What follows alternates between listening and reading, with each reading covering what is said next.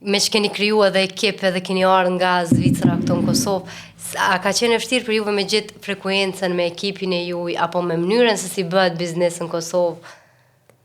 Shumë. S'më më rajt, shumë vështirë. Më thonë që sa të kom rrit dhe i dikun që me gjithë frekuencën, po u konë luft.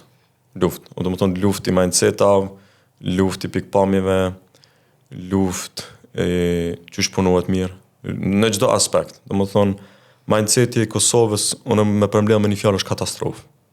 Do më thonë, atë s'më me zbut. Do më thonë, mënyra që shpunohet këto është pa standard, jo profesional. Do më thonë, mënyra, do më thonë, shihet pse na qëtu. Shihet në rrugë, shihet në barllak, shihet e qend, shihet komuna që shpunojnë, shihet qeveria që shpunojnë, shihet në biznese që shpunojnë, shihet në gjithçka. Pra, mendon që është një defekt kolektiv? Absolutisht po, jena traumatizum. E qysh mujmë ndruna që to çka ke boti përpjekje me mriqat mesin edhe me ekipin tënd, edhe që mundesh me shpërnda për te kompanisë? Po çaja është një arsye pse më të shkruaj këtë libër, se ka be the one, domethënë pikërisht që ky vetë rrugtimi im, domethënë më shëru edhe unë me traumat e mia që jam marrë pi fëminis, besoj që shumica në Kosovë janë traumatizum ose pe luftës, prej dhunës, prej familjes, prej të farë problemi që kanë pasur në shtëpi, dhunës edhe fizike, emocionale. A mendon që është kjo një pasojë që ne nuk përballemi me trauma? Absolutisht, e ignorojmë.